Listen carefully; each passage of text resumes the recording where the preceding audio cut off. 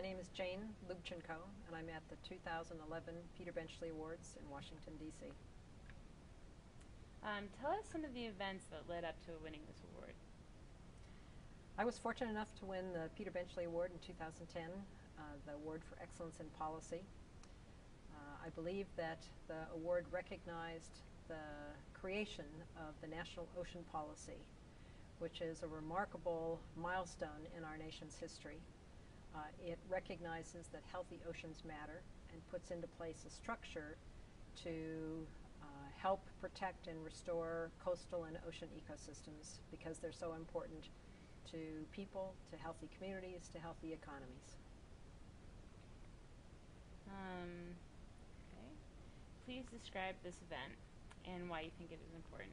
The Blue Vision Summit has become the place to be for the ocean community. It's an opportunity for people to connect, to talk about science, to talk about policy, to learn, to argue, to be passionate, and then to convert some of that energy, knowledge, and passion into action.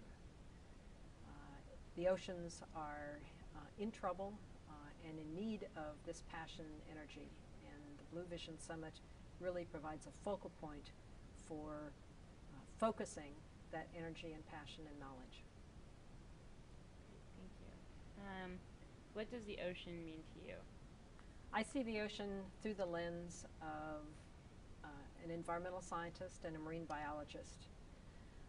But I also see it through the lens of someone who greatly enjoys any opportunity to be on the water or in the water, under the water.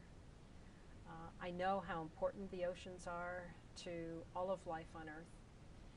I appreciate the knowledge that I have about the spectacular creatures that inhabit the ocean. But I also appreciate that how we take care of the ocean says volumes about how we think about ourselves and our responsibility for other people on this planet, but all of life on this planet as well. Many of the things we're trying to do at NOAA are to advance our science stewardship and service mission, to create the conditions for healthy oceans and coasts, for example, by ending overfishing, to help communities appreciate that to be resilient, they need to have healthy oceans and coasts that enable resilient economies, resilient communities. We provide critical information about severe storms and other weather-related disasters, as well as things like tsunamis. And so we invest in science to improve our ability to provide those services to the American public. Stabilizing the observational systems and the research that are needed to provide those services is very much one of our highest priorities right now.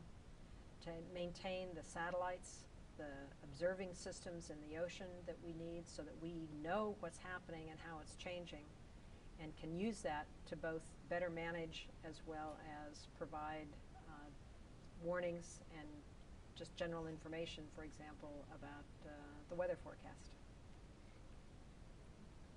Last question. As issues with fisheries management escalate, what are some of the approaches we can do on a consumer level to make a difference? The more consumers know about where their food comes from and how it was caught or farmed, the better. And so asking questions and doing your homework is vitally important to being an informed consumer. That's true in any place, but it's especially true when it comes to seafood, because most people aren't really very much aware of where their seafood comes from. We at NOAA are putting in place regulations to manage fisheries on a sustainable basis. We have a new policy for aquaculture that is designed to help ensure that aquaculture is sustainable. But we need American people, and indeed people around the world, to be paying attention to where their seafood comes from and voting with their orders or their purchases, if you will, to support only sustainably caught or farmed seafood.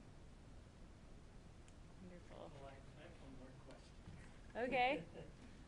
I attended the National Ocean Policy meeting you had in San Francisco. As Yep. an American citizen, it was one of the greatest moments. Thank you. curious as to where that is today. You did a phenomenal job of listening and what's being adopted, and I'm very curious about that. The summer of 2010, President Obama signed the executive order that created the first ever national ocean policy for our nation. Since that time, we have been working diligently to implement that policy. We've created the National Ocean Council, which is the body that coordinates across 26 different federal agencies and offices so that we are working together seamlessly to help protect and restore oceans and coasts. We're also working closely with regions around the country to create what we call regional planning bodies. Each of these regional planning bodies in a large marine ecosystem, for example, the Gulf of Mexico or New England, each of those regional planning bodies will consider the range of activities that can coexist in that area to minimize conflicts across those activities and to minimize impact on the environment. This is a process known as spatial planning, and regional planning bodies will be engaged in that planning, and then so this is a top-down effort from the federal government to enable and encourage a bottom-up effort from the regions to define what they would like to see happen in their particular coastal areas off their coasts. We're in the early stages of this. It's a very exciting endeavor. We need funding to keep it sustained. We've made that funding request in our budget to Congress, and I'm hopeful that we will be able to provide resources to the regions to do their part. This is a very exciting new approach that recognizes how important oceans and coasts are to resilient communities. We've got a great executive order. The President was very enthusiastic about our doing this. Now we need to make it happen, and we need everybody's help doing that.